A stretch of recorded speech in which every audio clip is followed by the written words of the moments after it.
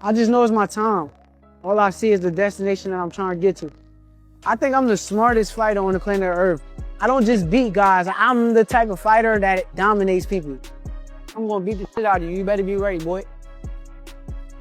We are in Las Vegas, Nevada. We at the UFC boxing gym. January 31st, I'm fighting Teofimo Lopez. I'm moving up to 140 pounds, super lightweight. The process ain't nothing new.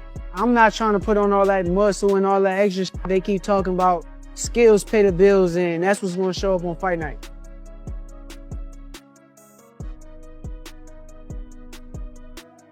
Just in preparation for January 31st against Shakur Stevenson. He was born for this. He's God-gifted. We're implementing a lot of different things for this camp. You gotta do things in there that people have never seen. Every day is a different type of segment of working out. Earlier today, I had a little bit of strength and conditioning, and then swimming, exercising and expanding those lungs. And then we finish off late night. We come here and do 18 ounces of gloves, an hour or as long as I can of training without no break. Just trying to see how much more I could push. Yeah, you could try. You know, it's like what they say, I'll try my best. You know? No, that seems more aggressive. Yeah, that was like, try. And y'all shoulder to shoulder, right? It seems like y'all should be in the same space and y'all just fine. Well, the way they set it up inside the ring, or inside the ring, they set it up that way, and I'm thinking we're gonna go half and half, like split. Y'all were right there, fam. Yeah. 1. As the clock ticks down to 5 days, Shakur Stevenson and Teofimo Lopez are pushing their bodies and minds to the limit, and we are bringing you inside every moment of it. Out there. Walk them out, walk them out. I put a lot of great people around me, challenge me and push me and take me to the next level, and I think that's what keeps me at my sharpest. Terrence Crawford, that's my big brother. I love him to death. I feel like if he wasn't in my career and in my life, it'd have been very difficult getting to the level that I got to. And he kind of told me is take every guy serious. Seeing him and seeing how he prepared for guys who I know that's not on his level, it kind of turned me up to make sure that I do the same. You want me to stop this? Respect me. Respect the scars that I gotta show my son for the rest of their life. Respect the work that I put in. But till then, you're gonna get the other version of me that just speaks the truth. We still have a lot of work to do. I told him, you know, God gave you these gifts so the kids could freaking look up to you, man. We could save one soul, that's a lot, man. So that's why we gotta keep beating these guys. Beating Shakur, this is part of it to get to that next level. I pretty much have had almost everything thrown at me, and I look forward to see what will be thrown at me come January. Shakur trains intensely inside camp, sharpening technique, speed, and defense, fully preparing for the high-stakes fight against Teofimo. Pull up to this here fight with Teofimo. I know we can guarantee you for sure, 100% he's gonna be ready. This camp feel way different from previous camps. Being away from my daughter, being away from my future wife, that's the most challenging thing. You gotta keep your eyes on the prize. This is sharpest I think I done been for a fight. My diet, I let the nutritionists and all them kind of people take care of that. I just show up and eat whatever they give me. So I pay attention to what makes me feel good, and I just stay on that. Teofimo keeps training basic, focusing on staying healthy, maintaining form, and preserving energy for the fight. Today is chest, triceps, a little bit of shadow boxing with some weights. Keep the ligaments and everything loose. A little bit of forearms to finish it off.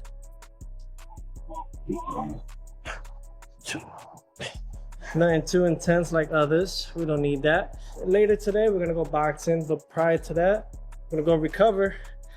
Go see Dr. Dennis in Miami Lakes. Head over there, go get readjusted. Just keeping that grind, steady grind. We being Shakur. Yeah, that's Teofimo right there. That's takeover bobble. Shakur Stevenson's training camp is intense and focused, with him working on his technique, speed, endurance, and strategy to dominate in his upcoming fight. For the kid named Ruben Villa, and he beat me. He beat me again in the next tournament. So now that's 2 times. So now they kept saying like, okay, Ruben Villa is the next Oscar De La Hoya. He's gonna win us an Olympic gold medal. And then by the time it came to the Olympic trials, now it's the rematch and everybody there think I'm gonna lose to this guy. And then I just wipe him out. I had to fight him again because it's double elimination in the Olympic trials. I flushed him even worse the second time, so a lot of people didn't think I could do it. The Edwin De Los Santos fight was my biggest setback. I wanted to please the fans and the people when I should have just pulled out the fight. And now they start writing me off and think that I'm not as good as I said I was. Teofimo Lopez trains with controlled intensity, emphasizing fundamentals, maintaining fitness, and staying healthy while preparing strategically for his upcoming fight. Trying to see how much more I could push. He's the best whenever he's in good condition. Like they say, we eat, we sleep, everything boxing. My nutritionist is anonymous. They're giving me a lot more protein than the previous camps. I'm actually having more meals in between rather than before. I've been with him ever since he started boxing, which was at 6. I really knew that he was really good when he started beating professional fighters at 13, 14 years old. Between me and Shakur, when we were on the top rank, because we were the next rising stars, we sparred. We did only 3 rounds back in Miami 2016. I was getting the best out of him. You should have seen afterwards. Why do you think he said stop? He said stop recording. Come on. Teofimo Lopez is determined to win, staying focused, disciplined, and mentally strong, ready to give his best performance in the fight. To boxing specifically, there's bobbing and weaving, and there's a lot of high repetition that starts to wear and tear at the spinal disc level. So what we're gonna do is we're gonna decompress the spine and make sure that we get hydration back into the disc. Yeah. The things you gotta go through to be a world champion. Yeah. Whew. It's really about sports performance and making sure that his body is able to express the highest athletic potential possible. Tonight, right now we're boxing. Yep. We're original classic, reason why we're here type of boxing.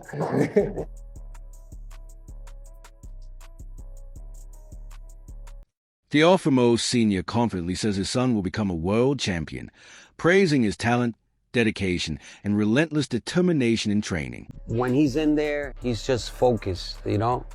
And when I see him focused, every time I know that he has somebody, I always tell him, you already figured him out. You know, that's like letting him know, have fun. From now on, just have fun. Back out. Double jab. 1, 2. When it comes to it, like boxing is pretty much all mentality. It's all mental. Are you mentally prepared with the audience? Are you mentally gonna be prepared with the certain punch selection? There's things that I also gotta train as well. There's things that I have to maintain as well. Those are things that I have to work on within myself. It's a muscle. And it's a muscle memory that you have to create now. If you don't create now, it can harm you.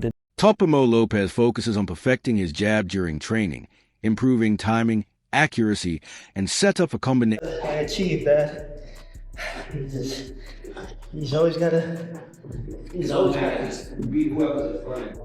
I beat Shakur. They'll say he went up weight class, he wasn't in his weight class. When I flatline him and they say, oh, he had the best defense,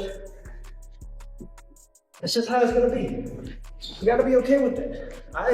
I ended up being okay with it. I'm gonna show everyone that his defense is not as immaculable like they say it is. That's my job. That's my job. My job is to show the true flaws that they can't see, that the world cannot see. Shakur Stevenson is determined and more experienced, using his skills, strategy, and ring intelligence to control the fight effectively. I just need somebody to make sense.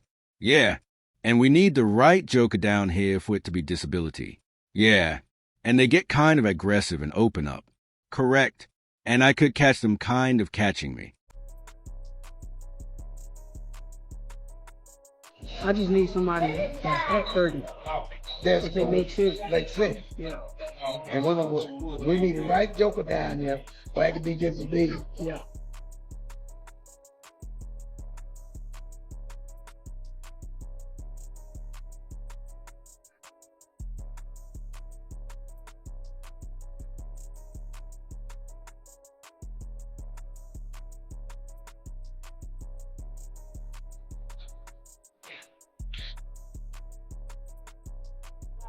And they get kind of aggressive and open up. Correct. and I could catch them kind of easily. Yeah, you can catch me. But you want He assumed it.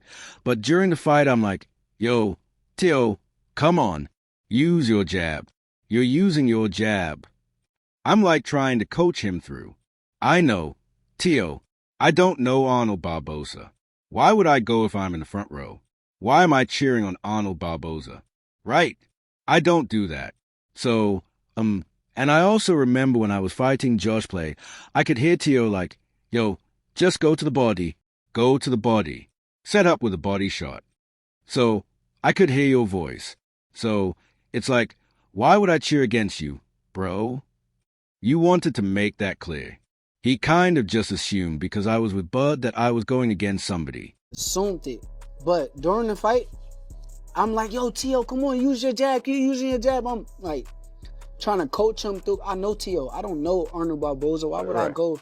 If I'm front row, why am I cheering on Arnold Barboza? Right. I don't do that. So, and I also remember when I was fighting Josh Padley, I could hear Teo like, yo, just go to the body, set up with the body shot, so I could hear Teo's voice. So it's like, why would I cheer against you, bro? You wanted to make that clear. Yeah, like he kind of just assumed because I was with Bud that I was going to. He acknowledges that critics often question his choice of opponents and label his performances as boring. So stepping up to face one of the biggest names in the sport removes all doubt and proves his seriousness. Even though he could have remained comfortable at 135 pounds, he chose to move up to 140 to seek a real challenge and demonstrate his true abilities. Stevenson believes this matchup not only tests him personally, but also keeps fans engaged and restores attention to the sport. The level of danger and competition motivates him to push harder in training, refine his technique, and show up at 100% on fight night.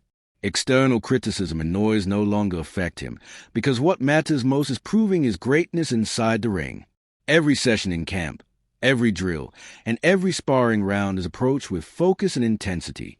For Stevenson, this fight is about legacy, pride, and fulfilling the expectations of fans and the sport alike. I'm tired of going in the ring and guys being like, oh, you're not fighting nobody, oh, you're not this.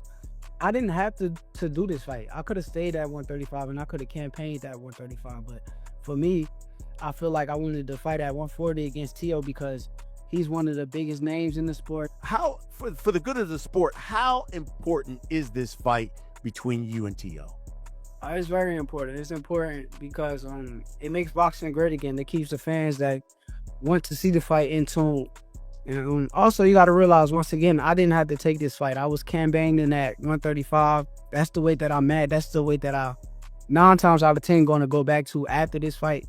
But I did this because I know Teo's one of the biggest names. I know that he's one of the most accomplished fighters in or around my weight class. And the challenge wakes me up. It makes me want to go harder. Showing up day in and day out to make sure that I come in at 100% on fight night. So for me, this fight means everything for the sport.